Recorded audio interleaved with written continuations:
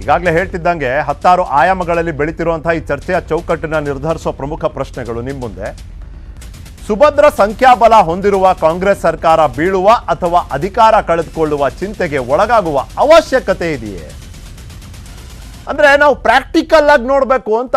ಪ್ರಜಾಪ್ರಭುತ್ವ ನಡೆಯೋದು ಸಂಖ್ಯಾಶಾಸ್ತ್ರ, ಸಂಖ್ಯಾ ಬಲದ ಆಧಾರದ ಮೇಲೆ. ಇಲ್ಲಿ ಸಂಖ್ಯೆಗಳ ಆಧಾರದ ಮೇಲೆ ನಾವು ಒಂದು ಬೇಸಿಕ್ ವಿಶ್ಲೇಷಣೆ ಮಾಡಿದ್ರು ಕೂಡ ಗೊತ್ತಾಗ್ತದೆ ಕಾಂಗ್ರೆಸ್ಸಿಗೆ ಇವತ್ತಿನ ಮಟ್ಟಕ್ಕೆ ಯಾವುದೇ ಆತಂಕ ಇರಬಾರ್ದು ಅಂತ. ಹಾಗಾದ್ರೆ ತಮ್ಮದೇ ಆದ ಉದ್ದೇಶ ಮತ್ತು ಕಾರಣಗಳಿಗೆ ಉಪಮುಖ್ಯಮಂತ್ರಿಗಳು ಸರ್ಕಾರಕ್ಕಿರುವ ಆಪತ್ತಿನ ಎಚ್ಚರಿಕೆಯನ್ನ ನೀಡಿದ್ರ? ನೀವು ಕೇಳ್ಬೋದು, ಏನ್ರಿ ಇರುತ್ತಂಥದ್ದು, ಪಕ್ಷಕ್ಕೆ ಬೇಡದೇ ಇರೋವಂಥದ್ದು, ಅವರಿಗೆ ಬೇಕಾಗಿರುವಂಥದ್ದು ಏನಿರ್ಬೋದು ಅಂಥದ್ದು ಅಂತ ಚರ್ಚೆ ವಿಷಯದಲ್ಲಿ ಬಿಚ್ಚಿಡ್ತೀವಲ್ಲ.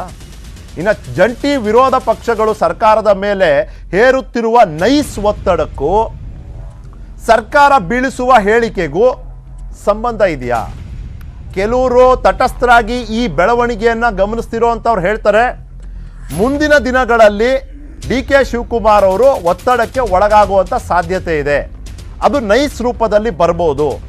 ಇವತ್ತಿಗೆ ಜಂಟಿ ವಿರೋಧ ಪಕ್ಷಗಳು ಹೇರ್ತಿರುವಂಥ ಈ ಒತ್ತಡವನ್ನು ಅಥವಾ ಜನರ ಗಮನವನ್ನು ಸೆಳೆತಿರುವಂಥ ಈ ಒಂದು ಪ್ರಯತ್ನವನ್ನು ನಿಲ್ಲಿಸಬೇಕು ಅಂದರೆ ಹೇಗಾಗಬೇಕು?